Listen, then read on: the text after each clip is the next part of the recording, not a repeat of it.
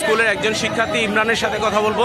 জনাব ইমরান, আপনি এই রাজপথে কেন, রাজপথ অবরোধ করে রাখার মূল যৌক্তিক দাবিটা আপনাদের কি? আমরা ছাত্র, আমাদের স্কুলের ছাত্র সকলে আমাদের অধ্যক্ষ খুরশিদ জাহান, জনাব খুরশিদ জাহানের দুর্নীতি দেখে থেকে যাওয়ার কারণে আমরা রাজপথে নামতে বাধ্য হয়েছি। ওনার বিরুদ্ধে আরও নানা ধরনের প্রমাণ রয়েছে, যেমন উনি 164% জমি মাউসির মহাপরিষদের অনুমোদন ছাড়াই অন্য প্রতিষ্ঠানের পক্ষে লিখে দিয়েছে, যা কিনা শত কোটি টাকার সম্পদ। এবং ওনার বিরুদ্ধে আরও নানা ধরনের অভিযোগ রয়েছে। উনি মেধাবী এবং ভালো শিক্ষকদের চাপ প্রয়োগের ফলে চাকরিচ্যুত করতে বাধ্য করেছেন। তাই আমরা আমাদের দেয়ালে পিঠ থেকে যাওয়ার কারণে আমরা রাজপথে নামতে বাধ্য হয়েছি। এটাই আপনাদের মূল দাবি, ওনার পদত্যাগ?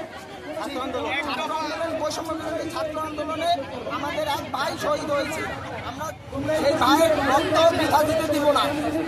এবং আপনারা ছাত্ররা যে এখানে রাজপথে যে এসেছেন, এই আসার মূল উদ্দেশ্য কি শুধুমাত্র ওনার পদত্যাগ, না বাংলাদেশের অন্যান্য যে শিক্ষা প্রতিষ্ঠানগুলো আছে সবার পক্ষে আপনারা নেমেছেন? আমরা এখানে অন্যায়কারী এবং